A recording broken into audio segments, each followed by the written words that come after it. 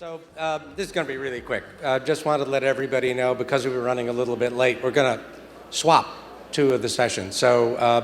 Esther and Simon Telling-Smith, Esther Dyson, Simon Telling-Smith are going to be up here. But what we're going to do first is have one of the most extraordinary people in the world. I don't use the word genius lightly, but he's a genius. Extraordinary ideas expressed in extraordinary ways. So right now I'd like to call up one of the most unique people I've ever known, Douglas Rushkoff, and then Esther and Simon will be coming up right after. Thanks.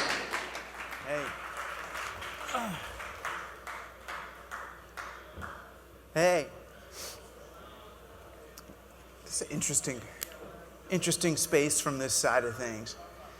So I guess what I want to say is that I believe that you can learn pretty much everything you need to know about media and social and marketing and communications in the digital age by watching Real Housewives of Orange County. Because it was watching that show with my wife where I realized what the problem is, really, in the actual problem right now. You know, I watch these shows, something like that. I watch it as a communications theorist, right? I'm a media theorist. So I look at these women and think, why are there so many communications breakdowns between these women? They're from the same socioeconomic background, about the same age, same region. They speak the same language in the same dialect. They have the same basic values. Why do they disagree so much?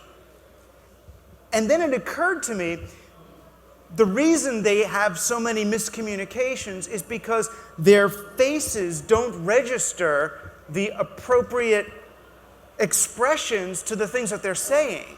But they've had so much plastic surgery and so much Botox put in their faces that they're frozen in position. Right? So when one of them says, "Oh, my daughter's going in for cancer testing," the other one says, "Oh, I'm so sorry to hear that." And the first one internally senses this is not true. Right? This is not a true communication because 94% of human communication occurs non-verbally. It's not the words, it's the face. So these women, in trying to lock down time at age 29, have ended up making themselves unavailable to the actual time in which they're living. Right? So in the name of freezing time and marketing themselves in that moment, they've made themselves unavailable to the flow of reality, to real time. Right? What that does is really exposes the nature of time. Which the Greeks had two different words for time. We don't. We just say time. The Greeks had two different words, and it helps us understand what our problem is. Right? The Greeks, one word for time was chronos. That means like time on the clock. I crashed the car at 4:01 p.m. Chronos. What's the best time to tell Dad you crashed the car? 4:13? 4:17? No, it has nothing to do with the time on the clock. The time you tell Dad you crashed the car is after he's had his drink and before he's opened the bills. Right? Now that's a kind of time that only humans can understand. It's called kairos. K-A-I-R-O-S. Kairos. And that's the Greek word for timing or readiness, human time. So you've got chronos on the clock, and kairos is this human time, this stuff that we understand, this sense of readiness, the time that we really live in, the opportunity time. Now what we've done with digital technology, I think, is we've mistaken chronos for kairos. We've ended up conflating these two things, which is why we're driving ourselves crazy. When I first encountered the internet, and many of you who are old like me probably remember, the internet was an asynchronous technology. Right? I would plug my computer into something called a modem, which then plugged into the phone line. You would dial up, it was called dialing, you would dial up into a server, you would download the conversation, or you would download your email to your computer. You would disconnect, and then you'd read all the stuff that came in. You'd read the conversation, you'd read the email. And then you would take an hour, 2 hours, as long as you needed, to construct the most brilliant response you could come up with. You would write a paragraph that you'd spend all night writing a paragraph, and you'd upload it into the conversation. Plug yourself back in that asynchronous way. It was like chess by mail. And you spent so long on these paragraphs that you actually sounded smarter on the internet than you did in real life. Imagine that. It was a place where we all sounded like Christopher Hitchens or someone, because we had the time. Right? We used the net. The opportunity of the net was to create more kairos. Instead, what did we do? We saw the net as a market opportunity, a net as a way of extending the industrial age, time is money, interest-bearing clock that we were on. And we turned human time into a new commodity. Right? We started talking about people in terms of eyeball hours, because we lived in an attention economy. And we strapped the devices to ourselves and created an always-on reality where we're in a state of constant, perpetual emergency interruption. That somebody tweeted, somebody updated, somebody this, somebody that.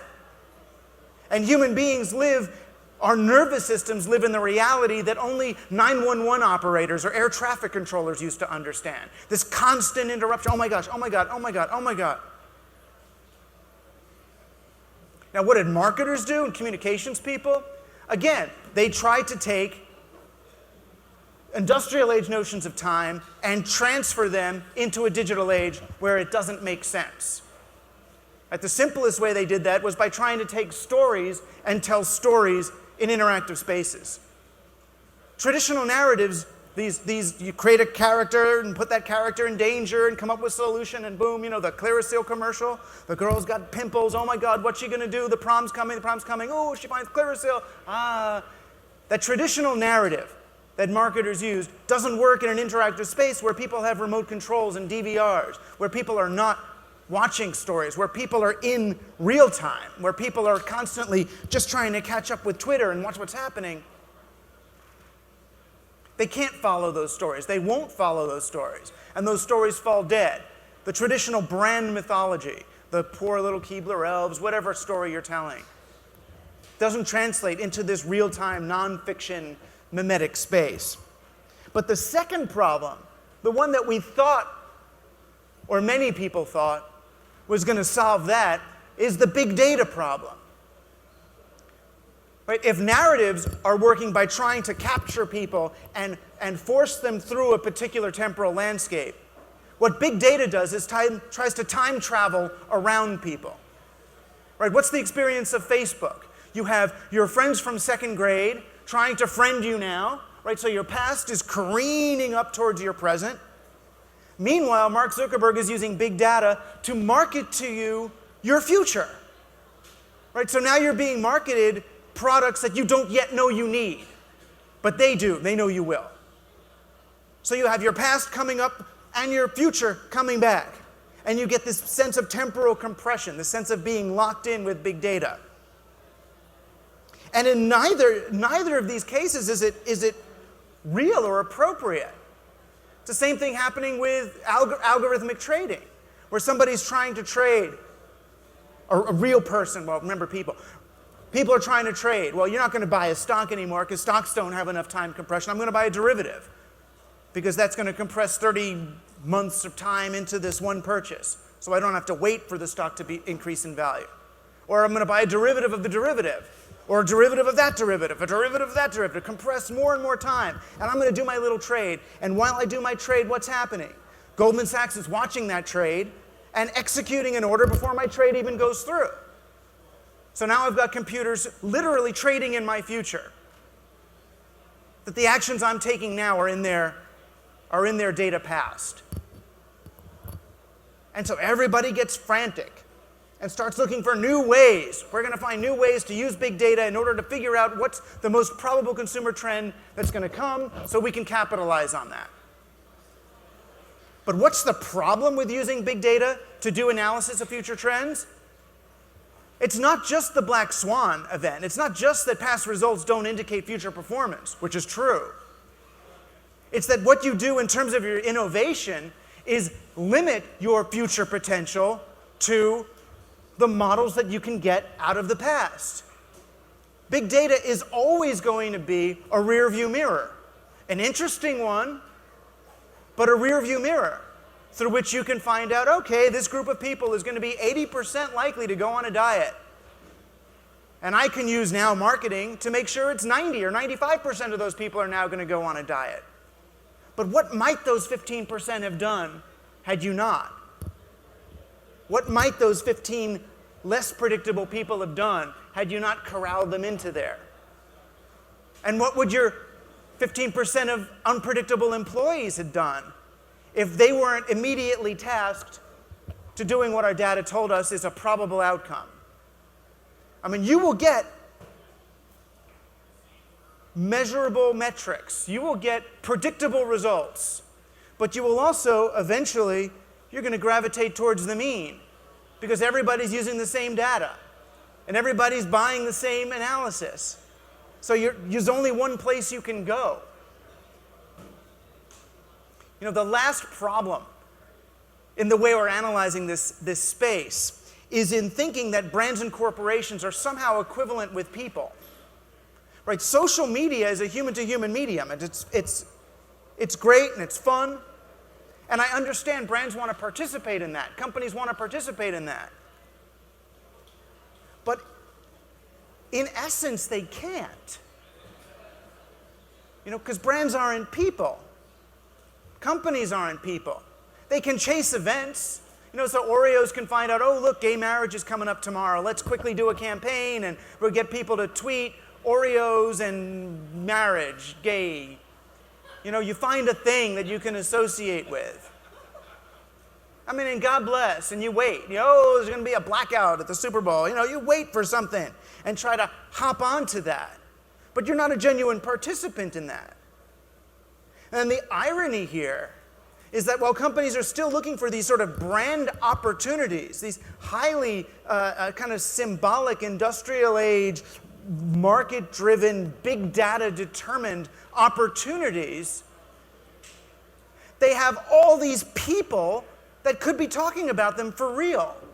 There's an actual, real, nonfiction, genuine conversation to be had. There's all those employees. There's all those consumers. There's all those shareholders. There's all those suppliers. There's everybody along the supply chain, from the place where the stuff is grown or mined out of the ground, right across the ocean, to the place where it's assembled, to the people who are designing, to the people who are buying it, to the fans, to talk about the thing you actually do, rather than this faux conversation on top of it. You know, real time used to mean real time, not virtual time. And it was referring to the reality in which things are actually happening. You know, this is not something to avoid, but something to engage in. But if you use social media either to tell false stories or to express big data conclusions, you may as well be the housewives on Orange County, putting on a front and locking in Chronos instead of grabbing the opportunity that social media gives us to engage with Kairos, which means human time. All right, take care.